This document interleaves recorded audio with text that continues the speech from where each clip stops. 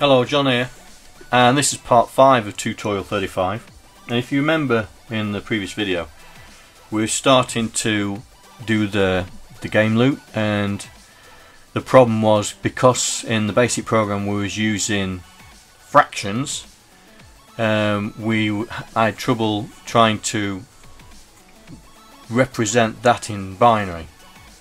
But I showed you in a couple of slides how fractions work. So this is a decimal fraction where this side of the decimal point is whole numbers 1, 10, 100, 1000, 10,000, so on, and this side of the decimal point is 1/10, 1 100, 1 1000, and so on. Well, it's the same with binary. You've got your whole numbers going this way and you do the reverse going the other way, so it's a half, a quarter, an eighth, a 16th. But then we was trying to work out what the binary value of our number was. Well, that's pretty easy, right? So if we do the calculator, and we'll fire up Notepad. So we have both of them there. Right, so we had 3 divided by 112, and so we had a number, in fact I think I can copy that, yeah, we had a number that was that. Well, that equals 0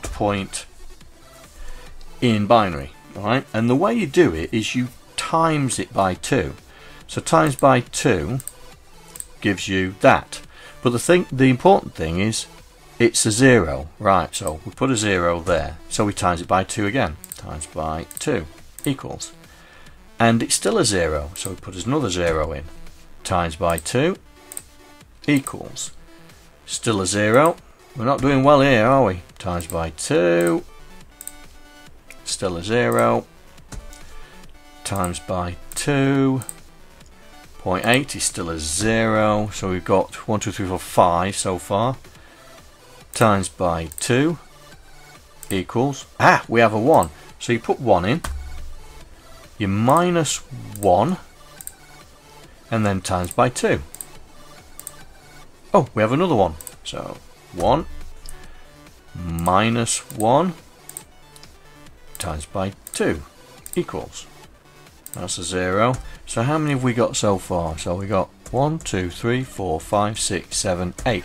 So that is 0.2678 represented in binary. Now if we could carry on, so if we put a space in there and went times 2 equals, then it's a 1 again, minus 1 equals, times 2 equals 1 again, minus 1 equals, times 2 equals 0, times 2 equals 1, 1, minus 1 equals, times 2 equals another 1, 1, minus 1 equals, times 2 equals 0.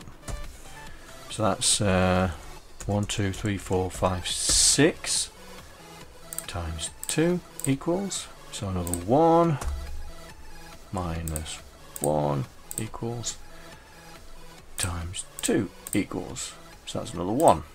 So that should be another 8. 1 2 3 4 5 6 7 8. So that is a 2-byte decimal fraction, binary fraction of this decimal fraction representation. Now if you don't believe me, fine, because I did exactly the same thing here. So if we put in 3 divided by 112, press enter, oops, F2, forgot the equal sign, there you go. So you get 0 0, so where's Notepad? So we add 0 0 0 1 1 0, and that's what we've got here. So just to show you that it does work, I'll put in 0.5, there you go, 0.25, there you go, 0.75, 4/8, ooh, I don't know, let's make a number up. So 0.34567, that'll do. And that's what that is, a representation in a binary fraction. And as you noticed, we could get away with just the 1 byte. So if we do 3 divided by 112, and I better put the equal sign in, we can get away with that because that number represents 1, 2, 4. So that's 6. So we can then work out the fractions of our program. So we was in the initialization step of setting up all our things. So we're all going to be still 2 bytes. So we're setting up the game variables. So we started, and then it was load 6 and store it in the gravity, wasn't it? Gravity plus 1, because we want to store it. No, is it gravity plus 1? No, it's gravity. Gravity plus 1 is the whole numbers. So gravity, we also want to store it in thrust, because if you remember in our basic program, so thrust is 3 divided by 12 and HI is 1 divided by 28. So if we go back to our spreadsheet and put in equals 1 divided by 28, so that number's 1, 2, 4, 8. So that's 9. So if we put, right, so LDA #9, store it in horizontal inertia. So we're storing it horizontal inertia. Yep. And horizontal velocity should be 0 as well. I think I've done that one. Horizontal velocity, vertical velocity, anything else that. So we're setting up the variables. Vertical velocity is 0. Setting that up. That. Okay. So that is setting up the game variables for this. So I mean, gravity is going to change because each level will have different gravity. But for at the moment, we're just hard setting it, and then we'll look at putting different gravity levels and stuff like that. So we've done that. So that means that we've set up the game variables.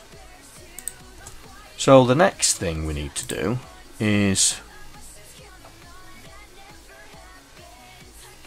interact with the user. So we need to work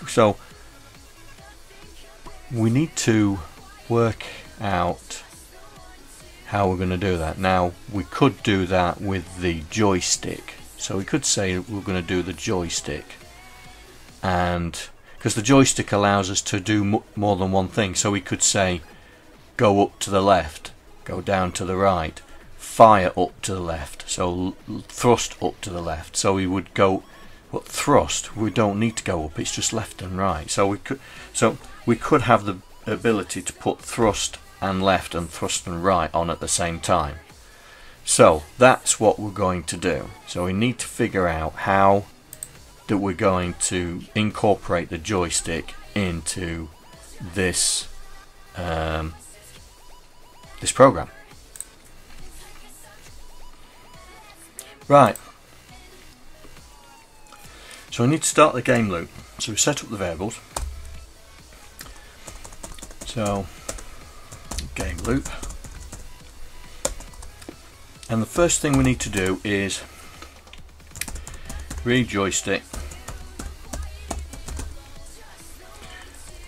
No, we'll call it read input and update variables. So we're effectively going to be doing this here, this lot here. Alright, so we've done this, and we'll put that in the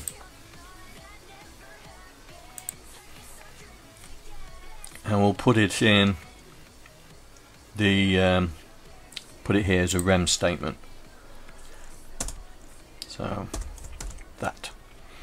So that's effectively saying that that's what we're doing there. Alright, so we need to now read the input and update the variables. So I'll create another RTS. Okay, so we need to be able to, so there is an input routine that Derek's got. So he's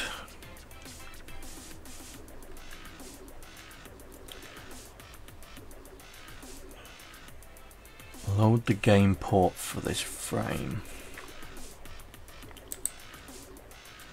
So that's there. Right, so he's doing the right, so he's got to do the input update. So he's loading the joystick register and storing it for this frame.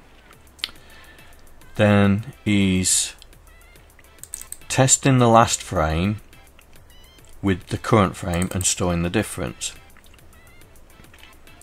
Then he's loading the fire delay, and if it's 0, that means no delay. But if there is a fire, right, he's loading the fire delay. If it's equal to 0, he jumps to here. If it's not equal to 0, he decreases it. So that means he must be using it here. Yeah, get fire pressed.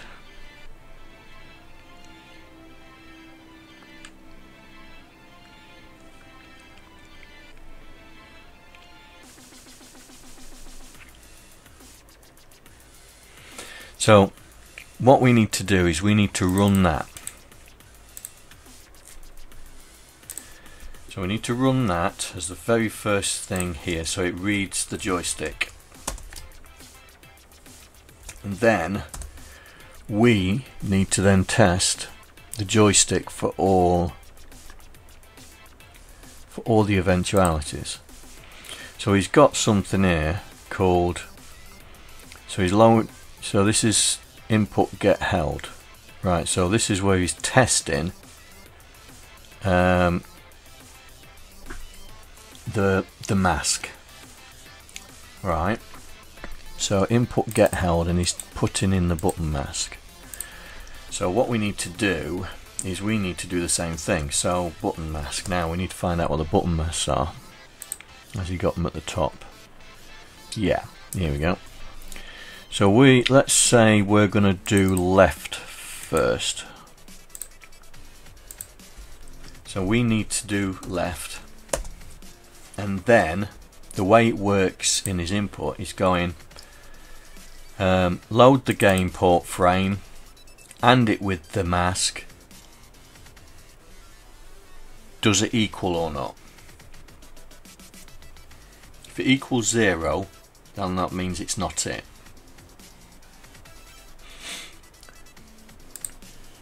Right, because if we've picked out 1 and we're ANDing it with it, will be a 0. So what we're saying is branch if not equal to left detected. So if it's not equal to 0, that means it come back with value, then we're going to do left. If not, jump to test right. Right, so here is left detected.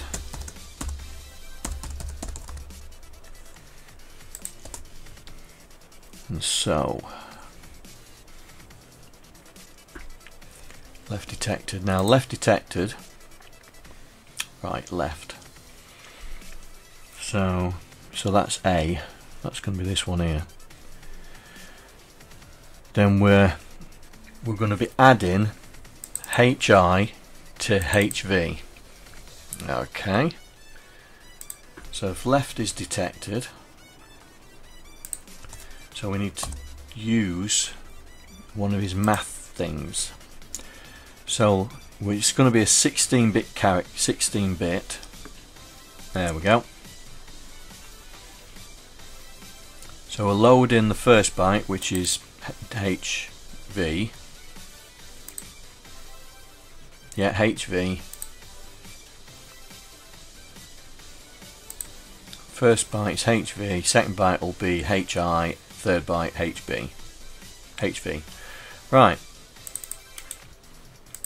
So we do this. So we do that, and then it's horizontal velocity, comma, horizontal inertia, comma, store it back in horizontal velocity. Yeah, that'll do it. So that is doing this. So that's doing A, isn't it? That's doing line 130.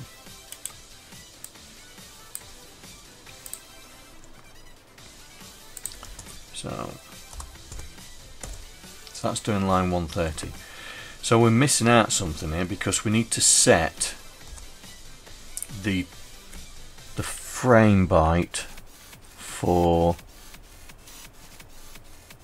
the turbo thrust sprite. Sprite number.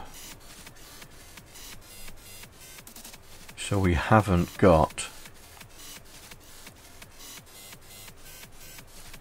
SP number sprite. SP no thrust. Alright then. So we need to copy that and put it here.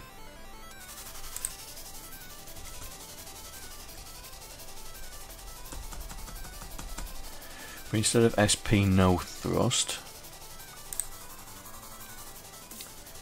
I presume we've put all the constants down here, haven't we? Yeah. This is SP thrust right. Because we should be going left. No, left. We're thrusting left, which will go right. There we go. So we change that to that, which is doing this here. So we are now at test right, which is exactly the same routine here. In fact, we'll copy the lot of it because it's exactly the same. Paste that there. So game left is now right. Right detected. Test fire. So this is now at right detected, and we're copying line that one there. That's right. Put that there.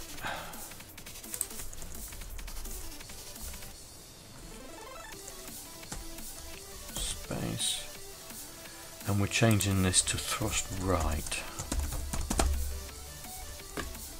Alright. Right, so next one is test fire.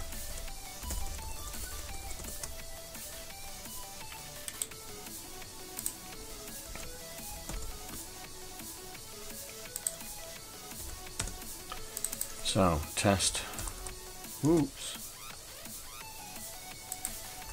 test fire.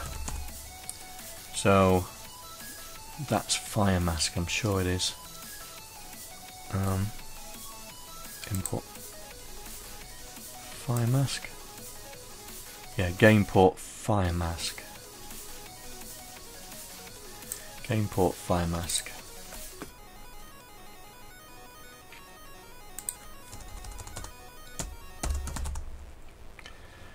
And if not, if it is, then fire detected.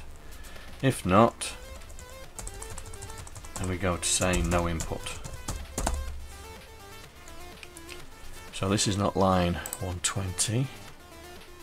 This is line 110.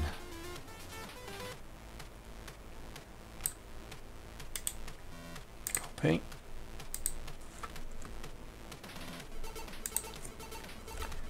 And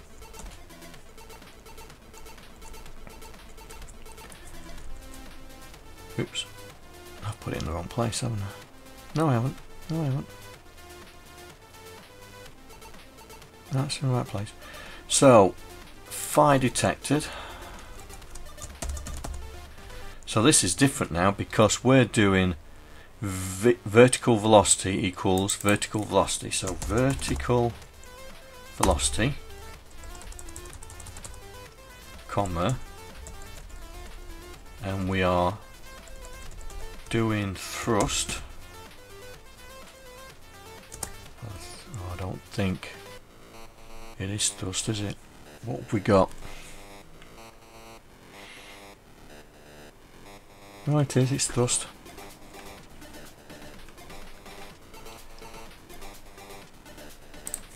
Thrust. And storing it back into vertical velocity.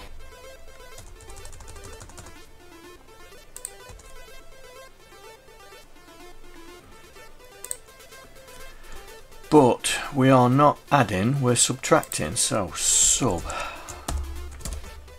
And it's the same here as well, sub.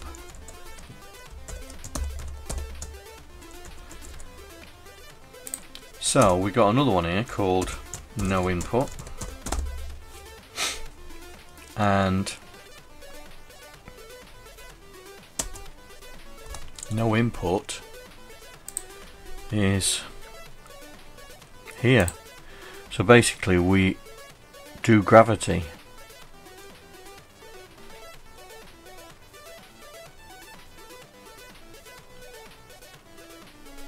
So we do gravity, so that's no input there. So we'll copy that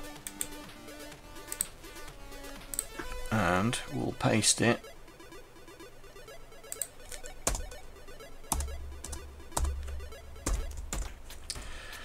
Right, so this is where we update vertical velocity. So no input is that we do vertical velocity, so it's basically this, but not subtract but add. Okay.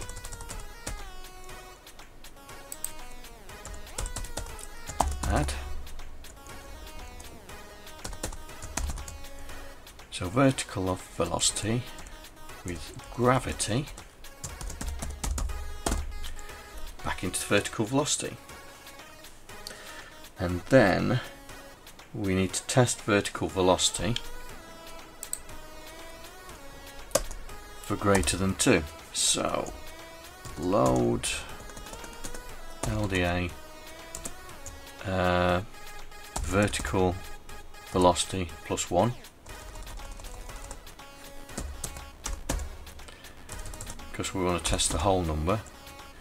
Why is that putting a lot of spaces at the end of vertical velocity?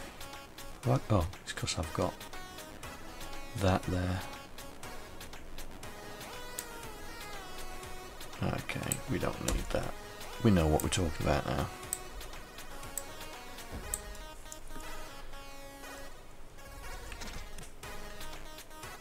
Put it up here.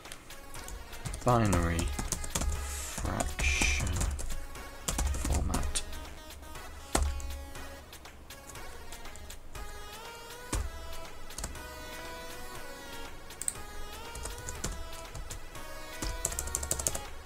First byte is fraction,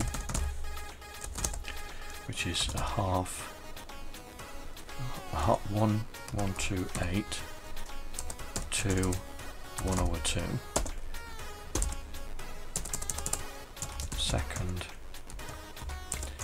byte is whole number. There we go.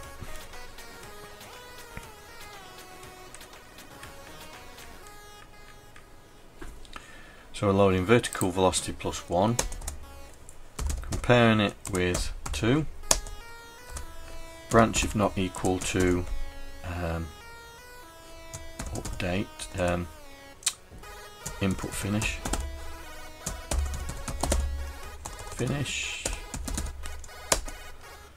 and if it is equal to 2, then we are loading 2, storing it into vertical velocity plus 1, and then LDA 0, store it in vertical velocity because we're resetting the fraction at input finish. So that should do that. I know some of you are going to say, but John, it's going to be up to 3. And yes, you are right. So we could test that vertical velocity is 2.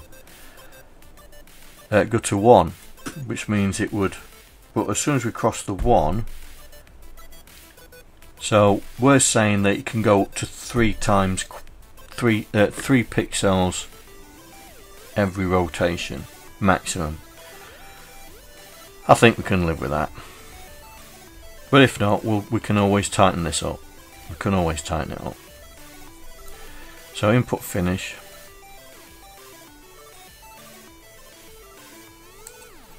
Right, input finish. So we do that, we update gravity. We've got this silly test here to find out why it goes too fast up, but we'll figure that out. And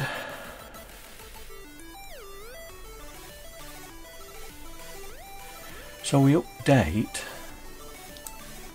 the X and Y of the lander. So input finish should be RTS.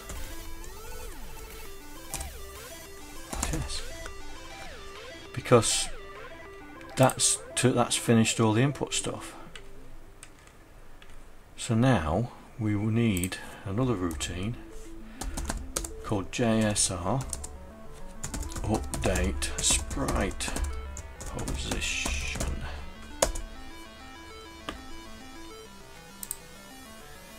So grab that.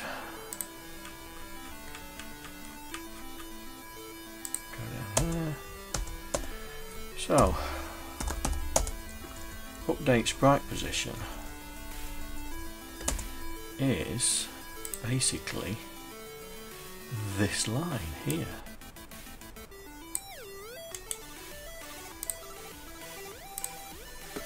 So put that as a comment. So that's what we're doing. So we're updating Y with VV,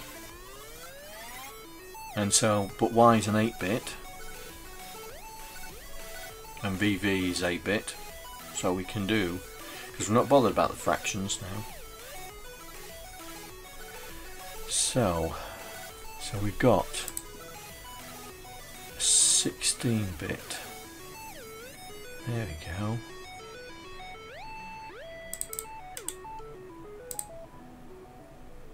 Bit address. Okay. So this would be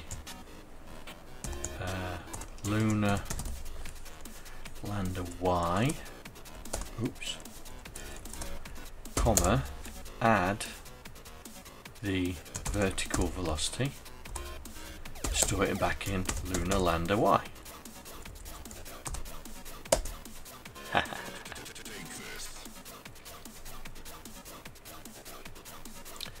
Now the X is slightly different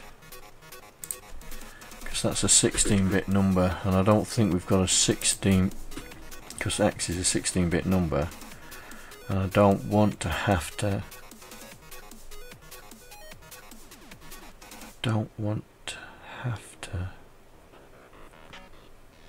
Oh, have I done these 8-bit ones wrong? Yeah, I have. The 16-bit ones are wrong. Ooh. Oh, we're at 30 minutes. Right. We'll come back to this in the next video. This is 30 minutes and I don't want to go any further. Alright then. If you like this video, please click that like button. If you don't like the video, fine, press the dislike button. Always give me a comment, and if you find that you like this channel, please become a patron of mine, and that all goes towards back into this channel. Alright then, I will see you in the next video. Take care. Bye. I'd like to thank all the patrons that are contributing to my channel.